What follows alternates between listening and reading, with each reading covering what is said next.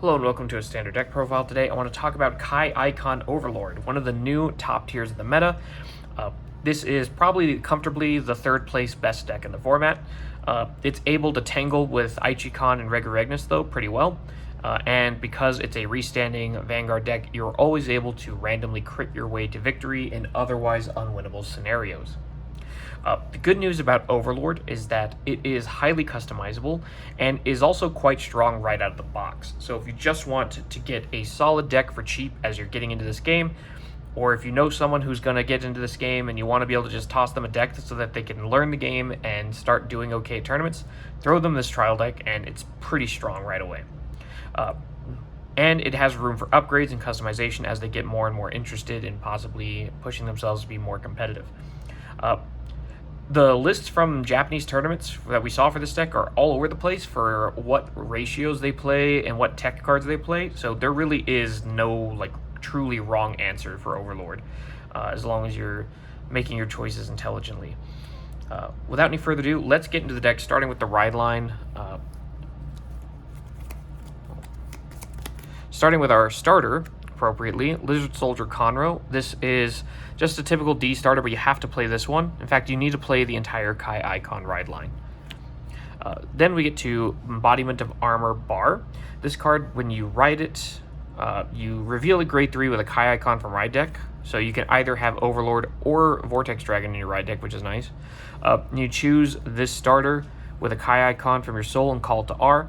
And then it gets an act skill with red text. Retire this unit, search your deck for up to one grade 1 card, reveal it, put it in a hand, and shuffle the deck, and it gets that skill for the rest of the fight. That means you can wait on the search, and sometimes that's good if you're not sure exactly what your opponent is playing. Like, they've revealed a starter that could be from multiple decks. You can wait till turn 2 to search for your grade 1. However, if you're going second, you probably need to pop the search right away because the chances of your opponent retiring your starter go up when they get to grade 2. So that's just something to consider. Usually you're going to be searching for Gojo or an Elementary Sanctitude in matchups where they have guard restrict, but you can also just find any grade 1 you need. Other skill doesn't matter, we'll never call this to rear. Then we have Dragon Knight Nahalem. This card has the effect that when it's placed on V, you look at the top 7 cards of the deck, you choose up to one non-sentinel with Kai and its with a Kai icon from among them, reveal it and put it in a hand, and shuffle the deck. And if this was placed from hand, it gets 5k until end of turn. You can play a full playset of this card, and then in matchups where you want a grade 2 game, say for instance you're playing against a stride deck or something, you could re-ride these from hand to continue pressuring the opponent without having to ride up to 3. Then it has an act skill in the drop. When your grade 3 or greater Vanguard with a Kai icon is placed, perform one of the following. If you do not have a rearguard with this name, you can call it to R from drop, and if you do, your Vanguard and this unit get 5k until end of turn. Pretty strong effect. Giving 5k to your Vanguard when it's a base 13, when you're going first, is pretty powerful. It's going to screw up all of your opponent's guard math and make it much harder for them to pass your Vanguard. And the other version of the skill is you can bind this card, choose one of your Vanguard's auto abilities, and discount it by 1 CB until end of turn. That's also very strong. It means that your opponents can't damage deny you to try to shut off Overlord, which is always a good thing to be able to do. This allows you to play as aggressively as you want in the early game and not have to worry about your opponent swinging at rears to shut off your CB. As long as you can get one of these on the drop before you ride on turn 3. So this is a very useful card to keep in hand, and it's also a bit of a pain in the butt because this copy from the ride line tends to get stuck in your soul because your main Soul Blast outlet, Berserk Dragon, Soul Blast in increments of 2. And so this card tends to be the only card in your soul on turn 3, and it gets stuck there. So you will generally need some way to put a card into soul or a way to Soul Blast 1, which would be Gojo. We'll get into that later as we go further in the list. But this card is essential to our game plan. It allows you to play for a low damage game where you try to play more defensively and keep your damage low so you can potentially survive a late game scaling turn. It also lets you play hyper aggressively and just avoid the damage denial, as I mentioned earlier. And this is really good against decks that like to clear all of your units on board because you're guaranteed a 15k base attacker no matter what. Lastly, we have Draconic Overlord. With a Kai icon. This is our main Vanguard, and with this version of the deck I built, this is our primary strategy. This card has the effect that when it rides from a grade 3 of the Kai icon, it always counts as Persona Ride, so you can swap between Vortex Dragon and Overlord pretty freely, because Vortex Dragon also has that effect. And then it has an auto skill at the end of the battle it attacked, you counterblast 1 and stand it, and you get Drive -1. But if you Persona Road, you can put a card from hand into soul, and until end of turn, it gets Drive +1, and all of your front row units get 5k. So Persona Ride onwards, you're getting 4 drive checks a turn at the cost of 1 card from hand. We have a lot of cards that we don't mind discarding, and putting a card from hand to soul is essentially a discard. The 5k to front row helps you hit some really good numbers. It also just makes guarding your Vanguard that much more inconvenient. And then it has a rear guard skill, which you'll use very rarely, which is that when it attacks a rear guard at the end of the battle, if you have a Vanguard Kai, you can Energy Blast 3 and stand it. That does let you bully rears a little bit, but generally speaking, when this is your rear, it's because you're on Vortex, and Vortex is going to hit the front row. So this only really comes up in games where you have a surplus of Overlords and you just need an attacker.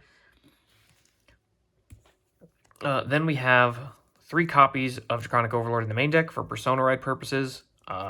That is the main strategy we're going with. We want to Persona Ride onto Overlord to get those 4 drive checks. That both will put a lot of pressure on the opponent, and it will help us survive their backswing in the event that they live through our Persona Ride turn, because we'll be getting so many cards. Then we have 3 copies of Vortex Dragon. This is our other ride target. It has the same skill as Overlord that gets Persona Ride.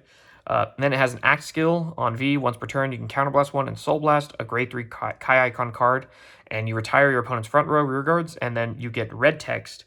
When this unit attacks, you choose a column and stand all the rear guards in that column, and they get 5k until end of turn. And if you Persona Road, you choose 2 columns instead of 1. So that's essentially a 5 attack pattern, and it's plus 10k to each column on the restand, which is very strong. And this card also has the effect that during your turn, if you have a Vanguard with Kai and your opponent's Vanguard is grade 3 or greater, and your Vanguard attacked 2 or more times, or your opponent's rear guard was retired, this unit gets 10k. This is really strong, but keep in mind that if you ride into Vortex and they had no front row, you do need to retire one of their back row or something. And if they have no units, you actually can't get the 10k, which is very funny. Then we have another continuous skill. If you have a Vanguard with a Kai icon, this unit gets 10k shield. So if you can call Nehalem on the same turn you ride this from drop, you have a 28k base Vanguard, which requires 2 15s to 2 to pass. And then if you boost this, that math doesn't work either, which means that even though this is not as threatening as an Overlord on the Vanguard swing, it still probably demands a perfect guard from the opponent. This is at its best when the opponent's at 5.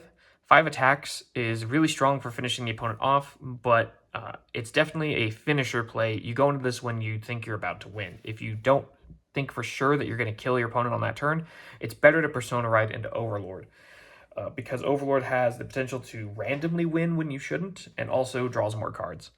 But this card is very strong, and it's okay to play as many copies of Vortex as you want, although I wouldn't play less than 2, because they come with 10k shield. As the last ability. And the 10k shield is active throughout the whole game because your whole ride line is Kai icon. So that means that even though we're adding a bunch of grade 3s, we're not really losing any shield value. Then we get to our grade 2s, starting with 4 copies of Berserk Dragon. I really like this card. It has on place, you can Counterblast or Soul Blast 2 and perform one of the following. If your Vanguard is grade 3 or greater, this unit gets 5k until end of turn. And then you can either draw a card or you can retire an opponent's rear. If you ride this from hand, it's a free cost, but you're not going to really do that again unless you're grade 2 gaming against the Stride deck or something. And then it has a continuous skill that if you have a Kai icon, grade 3 or greater Vanguard, it gets 5k. And if your opponent's Vanguard is grade 3 or greater, it gets 10k instead. So on place, on a turn where your opponent is grade 3, this is a 25k base attacker if you activate the skill. That's pretty strong. You combine that with a booster and a Persona Ride, and you're looking at a 43k column. And if it's Vortex Dragon, it's restanding into a 53k, which is pretty good overall. You can use this card early because it either trades for an opponent's card or draws a card and thus replaces itself in the event that it just gets killed. And it will still always get this continuous power increase, even if you don't get the first power increase. It also is one of the ways we can Soul Blast out Nehalem.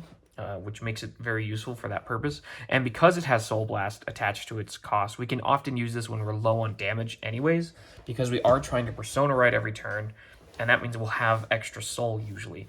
Keep in mind, though, that if you're on Vortex Dragon, you need to Soul Blast out the grade 3 underneath it, and that means that you might not be able to use Berserk Dragon in the same turn. But this deck's Counterblast management is good enough that we can often just pay CB, especially if we used a Nahalem to make the Vanguard skill free.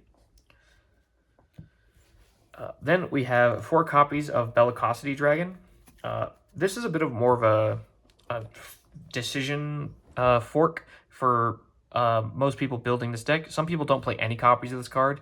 Some people play 3. I'm playing 4 because I really like how this card gives you good grade 2 rush.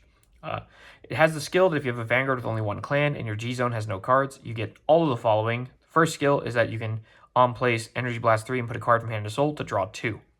That is really solid. We have stuff we don't necessarily want in hand, like our Nahalems and things like that we don't mind putting into soul. That also will let us Soul Blast those cards out with Berserk Dragon. And just drawing 2 can help you dig into things like Persona Ride or more units, or just inflate your hand a little bit so you have slightly more survivability. Then the second skill is when your Vanguard attack, it gets 5k till end of turn, which is really strong when you're on Overlord because it'll get plus 10 total. And if you had Overture, it's plus 15, which is nice. So this card is really good in the early rush. If you call a grade 1 behind it, then it hits for 23k, and if you're going first, that hits for over a 15k guard on a grade 1 Vanguard, which makes it really difficult to guard, especially if your opponent also has to guard a boosted Vanguard before swinging with this. That means that your opponent often just can't guard any of those 2, and will have to hope for a defensive, or they'll have to dump a lot of cards from hand to survive your early rush. So that's really strong. There is some anti-synergy with this with Scarlet Flamme, in that in the later part of the game, especially if you went first, you won't have the energy to activate both of these cards sometimes. But often we only need to play 1 or 2 Bellicosities for the entire game. And we can always just start discarding Bellicosities or putting Bellicosities in Soul once we're in the stage where we only have 3 energy a turn. This card is at its weakest when you ride into Vortex Dragon, because Vortex Dragon doesn't restand, so this will only be a 15k attacker. So if you want to focus more on Vortex Dragon with your build, it's probably wise to not play Bellicosities. Although Bellicosity can potentially save you if you play a Berserk Dragon and draw a card after failing to Persona Ride with Vortex, and then you can play this to put an Overlord into Soul and still get access to the skill, although you'll only be on a 4 attack turn. Then we have the Ace unit, Drag Ritter Midgard. This is the Dragon Empire Ace unit. They all have, you can only play 1 of them a game, or you can only have 1 in your deck, and they all have a skill that you can only activate once per game. This one is that you get 5k, you Energy Blast 3 and draw a card, and you choose a circle, an R circle on the opponent's side, and you put all the cards on top of that into the drop, and they lose all their abilities. And they can't gain any abilities. So this will just retire something that can't be chosen, which is always really nice. I think there's a weird ruling where this cannot hit the blast token, so keep that in mind. But it can hit things like a Overlord that normally can't be hit. And if your opponent played a Bracing Angel Ladder and you are relying on getting something retired so that you can use Vortex Dragon, I believe this still counts as retire. And then when it attacks, if your opponent's Vanguard is grade 3, it gets 5k. And then if they have no rear guards, or you put something in the drop by your card effect, or rather if it left rear by your card ability, it gets another 5k. So it's usually swinging for 25 on the turn that you place it down if your opponent's on grade 3 or greater, which makes it a pretty solid attacker, especially on the Vortex Dragon turn. Then we have more copies of Nahalem. I've gone over this card in the Ride deck section, so I don't really need to talk about it anymore. Then we have 3 copies of Dragon Vortex Beligiacro. Great discard fodder for Ride, great discard fodder for discard costs. It has the effect that when it's discarded from hand during your Ride phase, you can call it to R as rest, but if you're on grade 2, it calls standard. And then if your Vanguard is grade 3 or greater, it gets boost and intercept from back row. And then if your opponent's Vanguard is grade 3 or greater, it's 5k shield, making it a pretty solid 10k guard card. It's a 10k booster, so it's great to call behind Vanguard. Keep in mind, if you're playing against things like Aichi-Kan that have Blaster Blades, to retire your stuff, or Regnus, which can stun units, you will not get the full shield value out of this if it's on board, so you will probably need to save these and keep them in hand if you really need this shield to survive. Then we have our grade 1s, starting with 3 copies of Gojo. This card has the effect that when it's discarded from hand during ride, you can call it to R as rest, or you can Soul Blast 1 and call it standing. And then it has the effect that on place on R, you may draw a card, and if you do, you choose a card from hand and discard it. So this is a great little synergy. This card can both Soul Blast out your Nahalims. It can discard Nahalims to essentially gain value. And if you discard a Biligiacro with this effect after using this as ride fodder, this card will call, and if you do that on turn 2, it calls standing. So you can use, like, you can essentially get full value out of your discards, and this is just a straight card draw then, because you got to call the unit you discarded. You lost nothing, you gained a card, and you've built the board for early rush. So this is really strong. It loses a bit of its value in the late game, but it can still be worth it if you need to dig for things like Scarlet Flom or Persona Ride or just another attacker. Then we have 2 copies of Wyvern Strike Jaren. This has on place on R, counterblast 1, look at the top 5 cards of the deck, and choose a non-sentinel Kai icon unit from among them. Reveal it, put it in hand, and shuffle, and if you did not reveal a card, you countercharge 1. And when it boosts a Wyvern Strike Tejas, this unit gets plus 5k until end of that battle.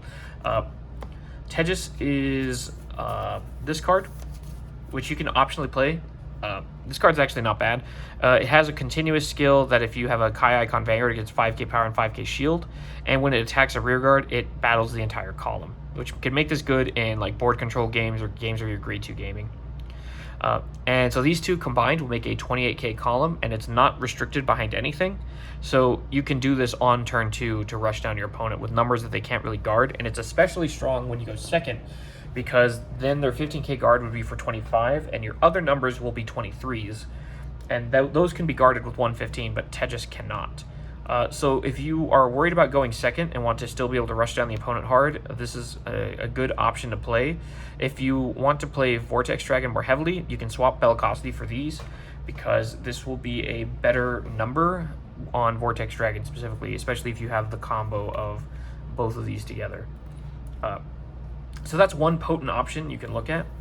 The counterblast cost on this is not that bad, and it can dig for pretty much anything you need in the deck, although the more non-Kai Icon cards you play, the weaker it gets. So if you're playing more Biligiacros, if you're playing Bellicosities, you're playing Ace Unit, or other things like that, if you play Ride Cyclers, some people play Ride Cyclers in this deck, Jaren gets weaker and weaker. At least it is always free if you whiff, though. Another option you can play instead of Jaren is you can play the Dino Fest promo, Festival Cannon Dragon Dino Fest.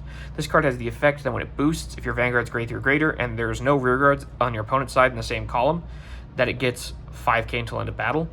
And then auto on rear at the end of the battle, it boosted. If you have more rear guards than your opponent, or your opponent's rear guard was retired this turn, you can bind it, check the top 5, and choose a grade 2 or greater unit, or up to 1 non-sentinel Dino Dragon, with a different card name from this card from among them, reveal it and put it in hand and shuffle the deck. So this is a little bit of a better search effect in the sense that it can get all of your non-Kai Icon cards too. However, you lose the unit, which is a little bit worse for like sustained board presence. Jaren will stick around. This card, after searching with the ones, will be gone. But it is still a pretty useful effect. Getting the 13k boost effect is not that bad, because you can play Berserk Dragon and Vortex Dragon to clear out the opponent's board, and this will be slightly better numbers. This can be a 13k booster for anything, whereas Jaren can only be a booster for Tejas, which I'm not even playing in this list. So there is a lot of pros and cons for both of these cards. Again, this is not a Kai Icon, so your Ride Line grade 2 skill might whiff a little bit more. Things like that. This can't get more grade 1s if what you need is boosters. This can only get attackers and Persona Rides. So there's downsides and there's upsides. It's really just personal preference, I think.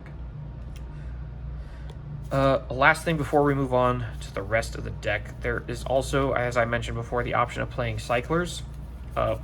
Kolgaflan in particular is a combo with Gojo, because this card does not care about being discarded for the cost of ride. It only cares about being discarded during the ride phase, allowing it to Soul Blast 1 and draw you a card right off the bat. However, this does strain the cost, the soul costs in the early game, because you'll have to call the Gojo rested in order to get this card draw, because you will have exactly enough soul as in the early game to use this. But in the late game when you Persona Ride, it'll at least be a column retire, which can help you with grinding the opponent out by killing 2 of their units with 1 card. So it's not a bad option to play. There have been lists in Japan that topped playing this. Your other option is to play the Energy Cycler, Dragrid or Fallheart. When this is discarded from hand while riding, or when it's put on G from hand, you can Counterblast 1 or Energy Blast 3 and draw. And then when it's placed on R, if you Persona Ride, you can Counterblast 1 or Energy Blast 3 and call a grade 1 without Sentinel from your drop to back row. So this is also pretty good in the sense that we can use it to ride as just like another ride fodder option. It's good defensively to guard and draw a card when your opponent's hitting you for like 5k guards, or for like awkward numbers of guard where you can guard with an interceptor and then use this. We don't have a ton of ways to Energy Blast in this deck. If you're not playing Billy Gyakro, there's only Scarlet Flom and the Ace unit, and the Energy Generator Crest skill, of course. So this can be a good option if you don't want to play Billy Gyakro, or sorry, if you don't want to play Bellicosity. And that gives you a little bit of card draw, a little bit of defense, and a little bit of ride fodder. It doesn't synergize with Gojo, unfortunately, but you can play it instead of Gojo, and then you can just call Gojo from hand to draw and discard if need be. The fact that it can call a booster behind it means that in the late game, if you're down on cards and you draw Persona Ride, you can Persona Ride and then play this and at least get a boosted column at the end of the day. So it's not a bad card to play by any means, but it does conflict with Bellicosity. So you'll kind of have to pick one or the other. Then we have our perfect cards. Just play the 3 perfect cards on the trial deck. They're perfectly fine, and they look cool. And then we have 3 Scarlet Floms. Scarlet Flom is, sorry, we have an Elementaria to go with the perfect cards. You must play this because we can hard search it. So that gives us an edge against decks with a powerful guard restrict, or just decks where you need a perfect card every single turn to survive, like Vanguards with crit. Then we have back to Scarlet Flom. This is an order with the effect that you draw a card, choose a card from hand, reveal it, and call it. If its grade is less than or equal to Vanguard, and you discard it if not. And then you choose when your opponent's front row rears and retire it. If you did not retire, you get 5k to the called unit, which is pretty good for early rush. If you're going first, this is going to help you hit some really good numbers. If you go second, this is probably going to trade for an opponent's card while also replacing itself, putting you up a card relative to the opponent. But which is all pretty good. This also enables you to play Shenri if you really want. You can shuffle some cards around in this list to make room for them. Overall, pretty solid card, but we're really here for the other effect. We can only use 1/2 of the act skill from drop, which is that if our Vanguard has Persona Ride and we did not ride from a grade 2 this turn, we can discard a card from hand and activate Persona Ride by binding this. And it costs Energy Blast 3, of course.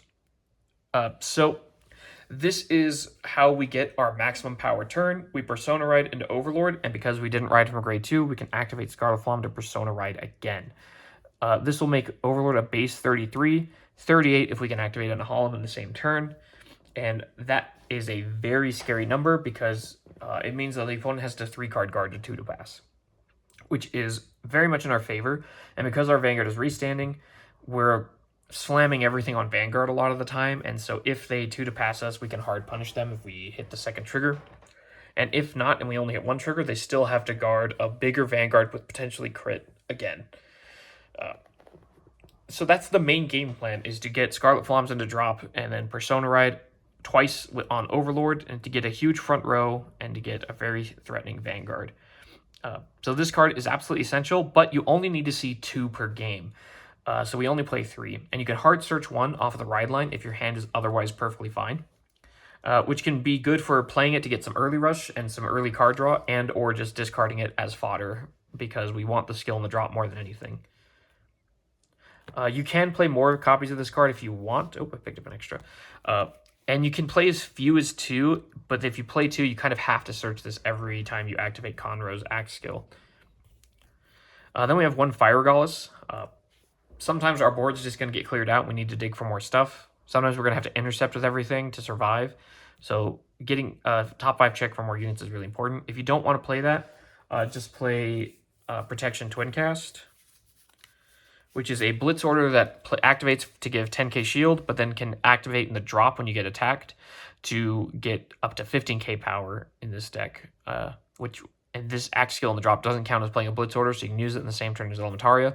This is great discard fodder because you always get a 15k shield out of it, and or less if you have to activate this early in the game. And it's also good to play from hand early if the opponent throws a weak number at you, and then you can essentially get 2 cards for the price of 1 when you use the other half of the skill to drop.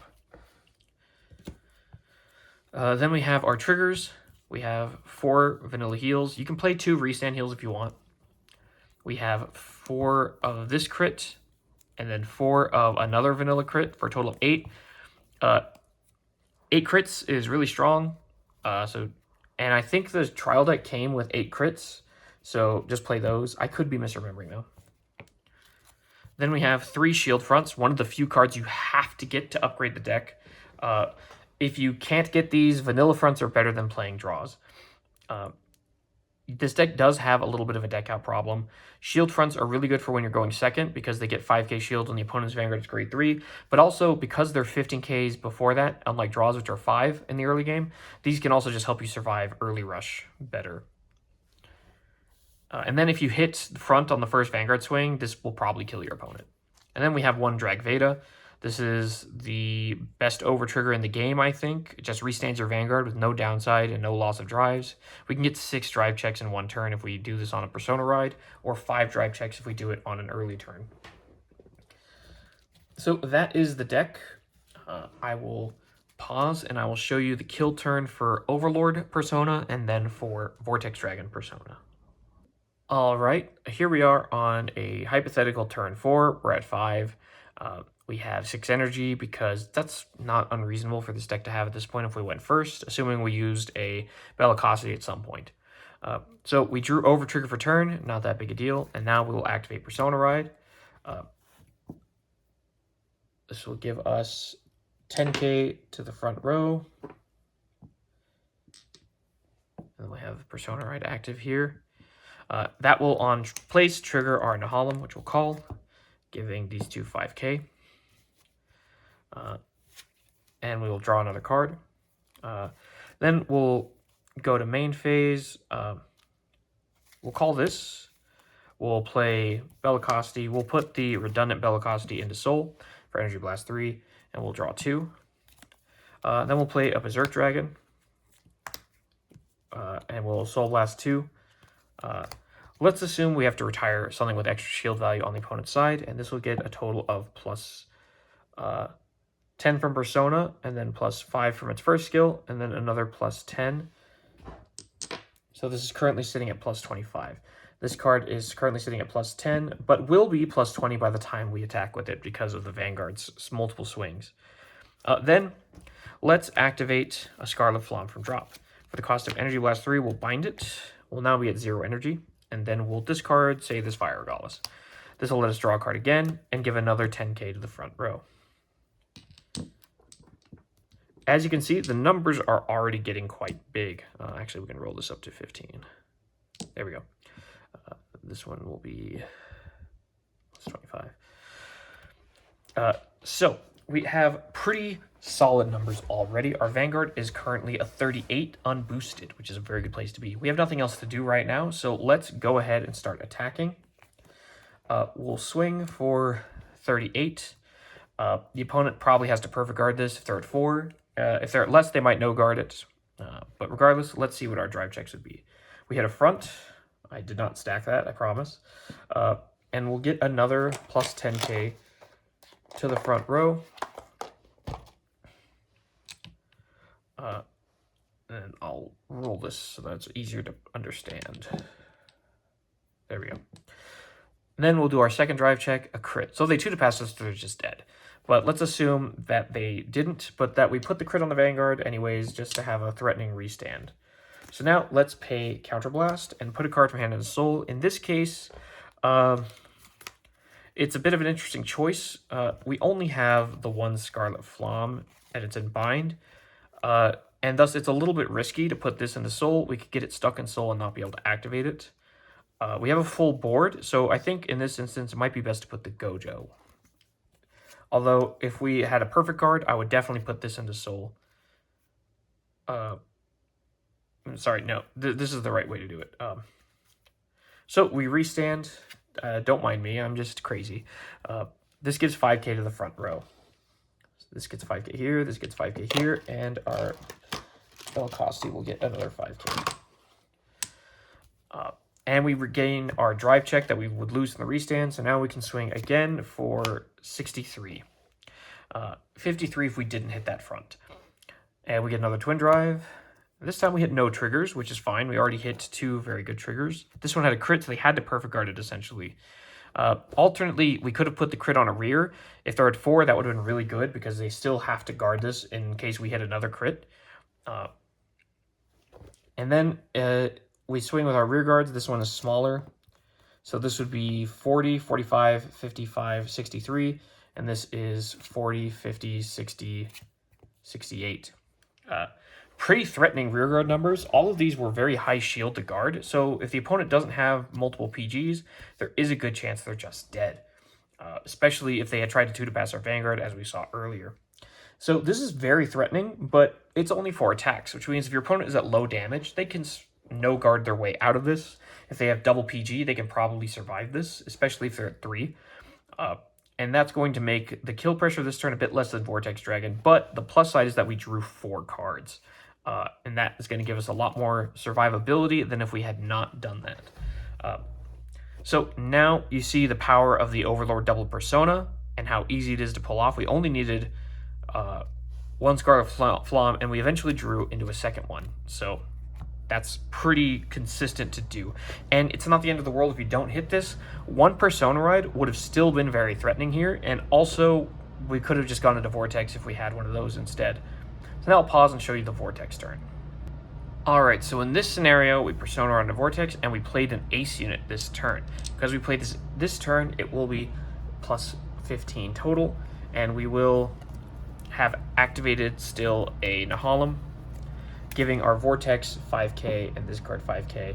And then we will have counterblasted and soul blasted out an Overlord in order to retire the opponent's front row, making sure that this has another plus 10, and that's Persona Ride, so everything is another plus 10. We're going to call over this. We would replace it with this because we want this in drop anyways. In this case, this would get the full plus 15 from its own effect, and then Persona Ride bonus, so it is still a very threatening number. Let me also fix this one. Okay, so, and here as well. So overall, this is a pretty threatening board, similar to the other one. The only difference is we're going to get 1 more attack and fewer drive checks. So we have the skill now that we get a restand with our Vortex Dragon. So let's start swinging with rears. This is plus 25, 35, 43. This one is also 43. And then we swing, we restand both columns, and the units in these columns are both going to get 5k, which is essentially plus 10 to each of the columns. We're going to boost. So this is 25, 35, 48. And with Twin Drive, we would hit a heal. Sure, we can give the heal's power to this unit, which I will adjust again. If they're at 5, which we generally try to shoot for, we could swing this first to bait out a PG, which might make them have to discard a card and not be able to guard this. So this would be 40, 50, 55, 63, and this one will be 35, 45, 53. Pretty good numbers overall. A little bit, pretty much comparable to the Overlord double persona, because we're getting 10k to front row and then 10k to the rear guards again after the restand. So you hit similar power thresholds. Your Vanguard is less threatening because it doesn't restand, but in exchange you get 5 total attacks, which makes this play a bit stronger against opponents with low shield value hands that have a few cards that are individually very high shield value, or perfect guards. So if your opponent has like double PG and the over trigger and then a few more cards of shield value, 5 attacks will kill that, but Overlord might hypothetically lose to that depending on what damage they're at. So, and whether you hit crits or not. So the 5th attack can be very important, and even though it's not quite as sacky as double Vanguard swings, it's still a better closer overall. But again, if you do this, you'll notice that you'll have a lot less shield value overall. You'll be much more vulnerable to your opponent's backswing when it gets to their turn if they somehow survive this. So keep that in mind. If you are worried about surviving one more turn because the opponent's at low damage, you should probably stick to Overlord. So that's the deck. And again, you'll notice I didn't play a Bellicosti for this scenario. Bellicosti will only get plus 5k, and its first swing will be base number, because you have to swing with both your units before you swing Vanguard. This play is also softer to restand heals, because both of your rear guards will be restood after, whereas only your Overlord will be a restand heal target, which means that if your opponent has restand heals, they probably are incentivized to guard your Overlord for 2 to pass or no pass, opening up for you to hit triggers and punish them by putting it on rears or by potentially breaking a 2 to pass, because the Vanguard number is gigantic on the double Persona Overlord turn. So these two different patterns can address different defensive strategies that your opponent might be able to go into that turn. So it's worth being able to access both of them. Even though this deck is more heavily skewed towards winning with Overlord, it's very important to still have access to going into Vortex. Also, Vortex by itself is just a solid rearguard, being a 23k on most turns, and being 10k shield in hand. So it's never really bad to have Vortex Dragons in your deck unless you really need room for other tech cards. So that's the deck right now. This list is just one of many you can attempt to play. Some other last minute options that you could try to tech in would be Drag Resonance. Drag Resonance can give you 10k to the front row when your Vanguard restands, which can really try to go for a Hail Mary double Persona plus 10k to front row Overlord turn. That can be very threatening, and this also gives you a little bit of a chance going second, because your first Overlord turn is very weak going second. You're swinging with an 18k Vanguard at most, unboosted, and then your rear guards themselves are going to be just a little bit weaker because you only got one Persona Ride, whereas this can make up for that difference, and on a going first turn on Persona Ride, this can just slam the door shut if the opponent doesn't have the best hand. There's other things you can try to play. There's even a list of this deck that is playing the Cross Overdress package in Vortex Dragon, specifically trying to restand a giant Arspirina with Vortex to get a gigantic like 60k swing twice. So there really is no limit, and I think we still might not have seen the best Overlord deck yet, because this deck did kind of vanish off the face of the earth once the Yakuza deck popped up. So we'll see how this deck also looks after we get the summer set coming out. That gives this a new grade 1. That might seriously buff up the strength of the deck. But at the time that we got that in Japan, they had Yakuza as well. So this deck was obliterated off the face of the earth. Well, that's it for now, and I'll see you next time.